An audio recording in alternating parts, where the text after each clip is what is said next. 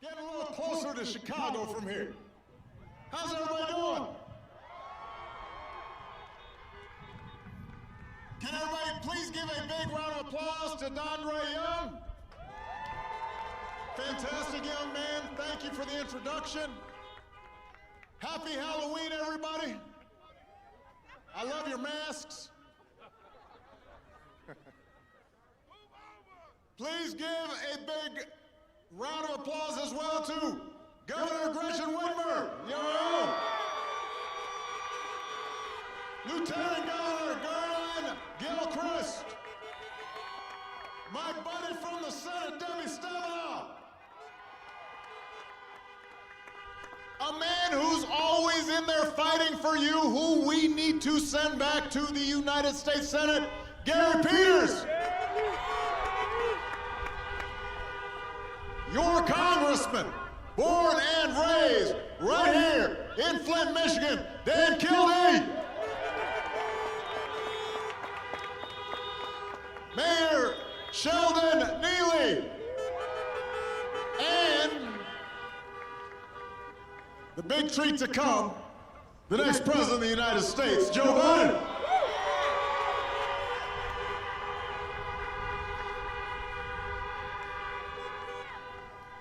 Flint.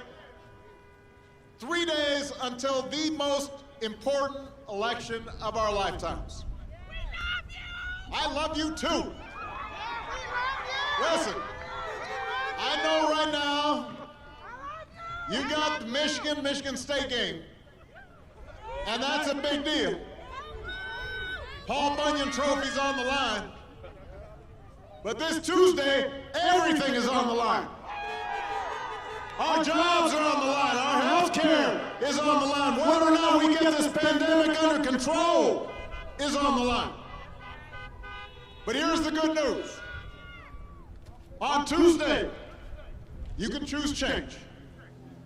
On Tuesday, you can elect Joe Biden and Kamala Harris. You can choose a better America. And what's even better news is you don't have to wait until Tuesday to cast your ballot, Michigan. You can vote in person right now.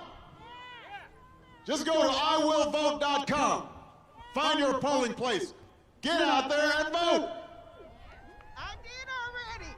And if somebody like you already voted, go help your friends and family make a plan to vote. Because we need everybody, not just some people. We got to get everybody out there. I love you too. Okay, that's it. Put that mask back on. Listen, Michigan,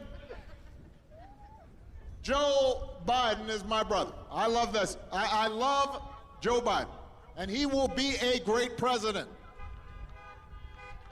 Now, I'll admit, 12 years ago, when I asked him to be the nominee for vice president with me when I was running, I didn't know Joe that well. We had served together in the Senate, but he and I came from different places, part of different generations. But I quickly came to admire Joe as a man who learned early on to treat everybody he meets with dignity and with respect. Living by the words his mom taught him, no one's better than you, Joe, but you're no better than anybody else. And that sense of decency and empathy, the belief in hard work and family and faith, the belief that everybody counts, that's who Joe is. And that's who he'll be as president. I can tell you that the presidency doesn't change who you are, it shows who you are. It reveals who you are. And for 8 years, Joe was the last one in the room whenever I faced a big decision. And he made me a better president. He's got the character and the experience to make us a better country. And he and Kamala are going to be in the fight, not for themselves, but for every single one of us. And we sure can't say that about the president we've got right now. You know, I've said this before, I never thought Donald Trump would embrace my vision. I understood he didn't agree with my policies, but I did hope, for the country's sake, that he might show some interest in the job. He might take the job seriously. He never has. He hasn't shown any interest in doing the work or helping anybody but himself and his friends, or treating the presidency as anything more than a reality show to give him the attention that he craves. But unfortunately, the rest of us have to live with the consequences. Almost 230,000 Americans are dead. More than 100,000 small businesses have closed. Almost 300,000 jobs are gone in Michigan alone. America just had its single worst week of new COVID cases. And what's his closing argument? Here we are, the worst week, this week. I mean, we've been going through this now for months. The federal government has had an opportunity to, or helping anybody but himself and his friends, or treating the presidency as anything more than a reality show to give him the attention that he craves. But unfortunately, the rest of us have to live with the consequences. Almost 230,000 Americans are dead. More than 100,000 small businesses have closed.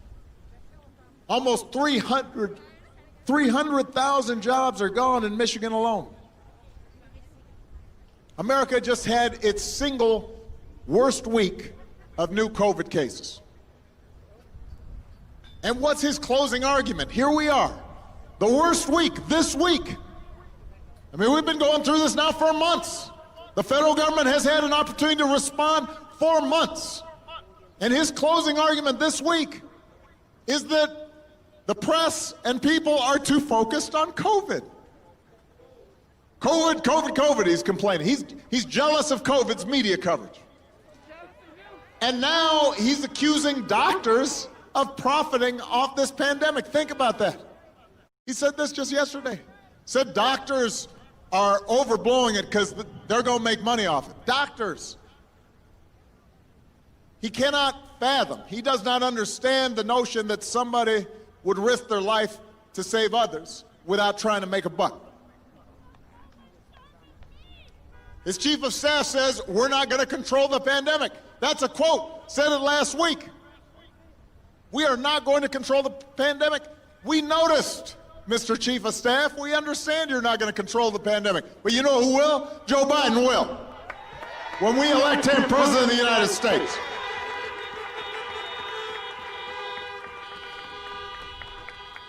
You remember when Republicans were saying, let Detroit go bankrupt? You remember that?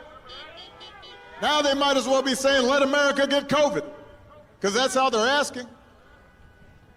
If Trump were focused on COVID from the beginning, cases wouldn't be reaching new record highs across the country. Some of the places he holds rallies have even seen new spikes after he leaves town. There was just a study by Stanford University that just came out showing thousands of people are likely to have gotten sick because of these rallies he's holding. What is his obsession, by the way, with crowd size? You notice that?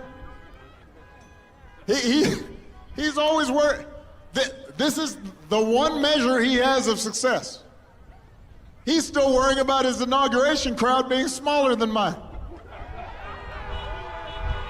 It really bugs him. He's still talking about that. Does he have nothing better to worry about? Did no one come to his birthday party when he was a kid? Was he traumatized?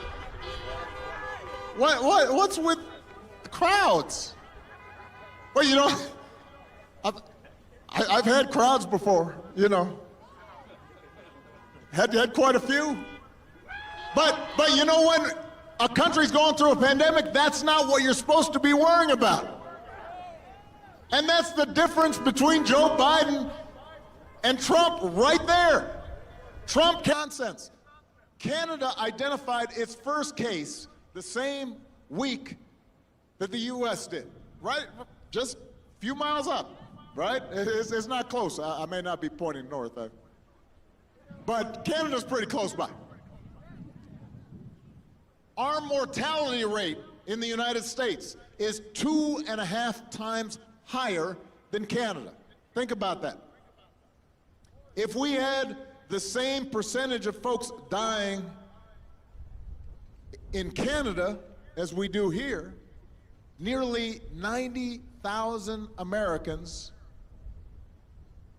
would have died instead of 230,000 Americans. If we had handled this pandemic like Canada did, 140,000 of our fellow Americans might still be alive today. Think about that. Think about that. And yet, despite that, last week, when Trump was asked if he'd do anything different, he said, not much. Really? Not much. Can't think of anything. Listen, I understand the president was anxious to downplay it because he wanted to get credit for the economy that he inherited, and zero blame for the pandemic he ignored. But it doesn't work that way. The job doesn't work that way. Tweeting at the TV doesn't fix things. Making stuff up doesn't make people's lives better. You've got to have a plan. You've got to put in the work. And along with the experience to get things done, Joe Biden has concrete plans and policies that will turn our vision of a better, fairer, stronger country into reality. Joe's not going to screw up testing. Joe's not going to call scientists idiots. He's not going to host super spreader events around the country. What Joe will do is get this pandemic under control with a plan to make testing free and widely available, to get a vaccine to every American cost-free, and make sure our frontline heroes never have to ask other countries for the equipment that they need. That's what Joe Biden will do.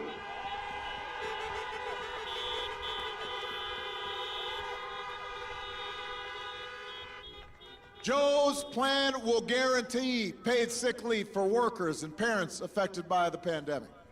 He'll make sure that small businesses in every community, not just some, not just big corporations, but small businesses that hold our communities together and employ millions of Americans, can reopen safely. Donald Trump likes to claim he built this economy. America created 1.5 million more jobs in the last 3 years of the Obama-Biden administration than in his first 3 years. And that was before he could blame the pandemic. Joe Biden and I, with the help of a Democratic Congress, rescued the auto industry. Gary Peters was there. He told us to bet on Michigan, and we did. And manufacturing in Michigan grew by 15% over our last 4 years. Trump promised he'd make Michigan the manufacturing hub of the world again. It's up 1% under his first 4 years. 15% under Obama-Biden, 1% under him. That's Michigan, right here. We handed him the longest streak of job growth in American history. But the economic damage he inflicted by botching the pandemic response means he'll be the only president since Herbert Hoover to actually lose jobs. Herbert Hoover. That's a long time ago. Joe Biden and Gary Peters know that the key to a strong economy isn't cutting more taxes for billionaires. It's lifting up the prospects for working Americans. And Joe's got a plan to create 1 million new auto-related jobs by accelerating electric vehicle production. He's got a plan to create 10 million good, clean energy jobs and fight climate change and secure environmental justice, something that's relevant to Flint, Michigan. You know something about that. He'll pay for his plans by rolling back Trump's tax cuts for billionaires. And this is important. Joe sees this moment not to get back to where we were, but to build on the progress we made together and finally make long overdue changes so that our economy actually makes life a little easier for everybody. For the waitress trying to raise a kid on her own. For the student figuring out how to pay for next semester's classes. Or the shift worker always on the edge of getting laid off. Or the cancer survivor who's worried that her pre-existing conditions, protections will be taken away. Let's talk about health care for a second. Let's talk about health care for a second. Republicans love to say right before an election that they'll protect your pre-existing conditions. That's what they say. Well, you know what? Joe and I actually protected them 10 years ago with the Affordable Care Act.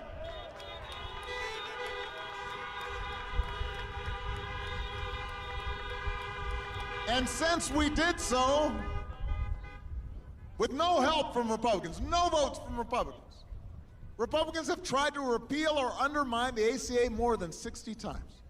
For 60 times they've tried to take people's health care away. And when asked, why are you doing that? Why are you being so mean? You don't think these people should have health care? They say, no. We've got a new plan. It's going to be beautiful. It's going to be terrific. Except it's been 10 years now and they still don't have a plan.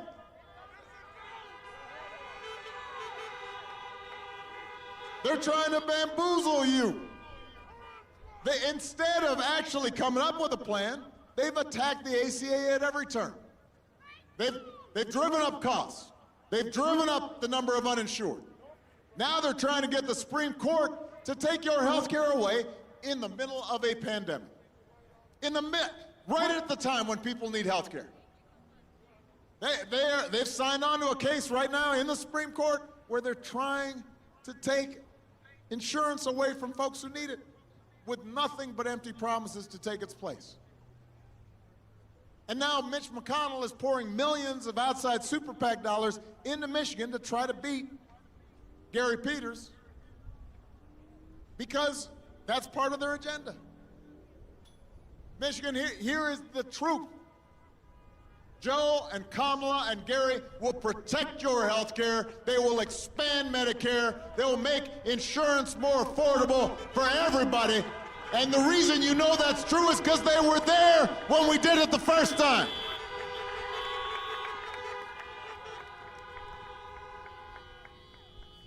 And here's another thing. With Joe and Kamala at the helm, this is a big benefit.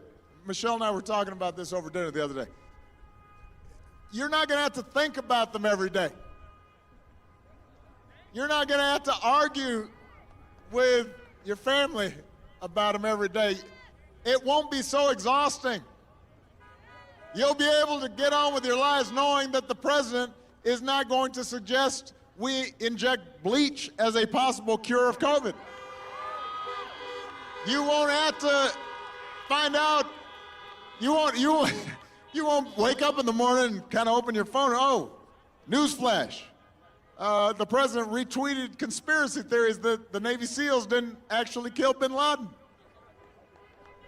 You're not going to have a president who goes out of his way to insult people just because they don't support him. This is not normal behavior, people.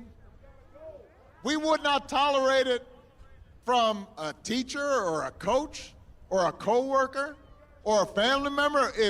If a neighbor was acting like this, you'd stay away from that neighbor. Why would we accept it from the President of the United States? And you know what? There are consequences to this action. There are consequences to his actions. It's not just a joke. It's not funny. Those actions embolden other people to be mean and divisive and racist. And it frays at the fabric of all of our lives, and it affects how our children see the world and how they treat each other. It affects the way our families get along. It affects the way the world sees America. That's why Joe talks about the soul of America. That's why he talks about decency and kindness and responsibility and hard work. That, more than anything, is what separates Joe Biden from his opponent. He actually cares about every American. He does not have a mean-spirited bone in his body. I have seen him spend time with people, strangers that he doesn't know. When he hears about they're going through a hardship, he talks about what he's gone through. When he sees a kid, his eyes light up because he thinks about his own kids and grandkids. Joe Biden tries to live the values we cherish: honesty, hard work, kindness, humility, responsibility, helping somebody else out. That used to be the definition of manliness, not strutting and showing off, acting important, bullying people. Used to be being a man meant taking care of your other people. Not going around bragging, but just doing the work. Not looking for credit. Trying to live right. Passing on those values to your kids. Looking out for a community. Carrying your weight. Giving up a little bit of what you might have to help somebody who has a real need. When you elect Joe, that's what you'll see reflected from the White House. And those shouldn't be Republican or Democratic values. They didn't used to be. They're what we grew up learning from our parents and from our grandparents. And they're the values we still try to teach our kids. And they're not white or black or Hispanic or Asian or Native American values. They're American values. And we've got to reclaim them right now. But to reclaim them, we're going to have to turn out like never before. If we're going to reclaim those values, we need to leave no doubt. We can't afford to be complacent. Not this time. Not in this election. We got a little complacent the last election. And listen, I understand why Americans get frustrated and sometimes think government's not going to make a difference, voting's not going to make a difference. I understand that. Government's not perfect. The people in government are not perfect, even when it's working. Government's not going to solve every problem. But we can make things better. A president can't by himself solve every challenge facing the economy here in Flint or Michigan, but if we elect people like Gary Peters and Dan Kildee, and we get a House and a Senate joined with a White House that are more focused on working people and getting you the help that you need, they will make a difference. And some folks will get jobs that wouldn't otherwise have jobs. And some folks will have health care that wouldn't otherwise have health care. A president by himself can't eliminate all racial bias in our criminal justice system. But if we elect district attorneys and state's attorneys and sheriffs focused on equality and justice, and we once again have a Justice Department and a Civil Rights Division in the Justice Department that cares about these issues, we can make things better. And that's what voting's about. Not making things perfect, but making things better. It puts us on a track so that generations from now we can look back and say, you know what? Right about then, things start getting better again. The fact that you don't get 100% of what you want right away, that's not a good reason to vote. You just got to keep at it. You know, typically just over 50% of us vote who are eligible. Think about that. Almost half of the people in most elections who are eligible to vote don't vote. Imagine if 60% of us voted. Imagine if 70% of us voted. Imagine January 20th, when we swear in a president and vice president who's got a plan to get us out of this mess, who care about folks like you, who've been in your shoes, who know what it's like to struggle, who know what it's like to have to work hard, who are thinking about working Americans and have a plan to help you start getting ahead. Imagine what it's going to be like to have a president and a vice president who believe in science and who have a plan to protect this planet for our children. and who believe in racial equality and are sending a clear signal that we're all in this together and are doing the work to bring us closer so that we have an America where no matter what we look like, where we come from, who we love, or how much money we've got, we can make it. And we have a place, and we're treated with dignity and respect. Michigan, that's what's possible.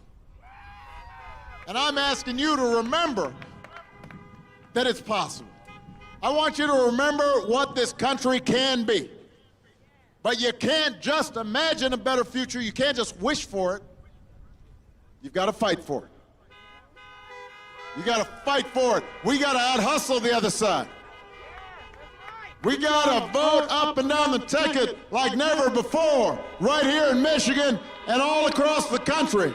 We've got to leave no doubt about who we are and what this country stands for. And if we do, we will send Gary Peters back to the Senate. And we will elect a man who loves this country and who cares about you and who will fight for every single one of us and will look out not just for folks who support him, but even the folks who don't. My friend, the next president of the United States of America, Joe Biden.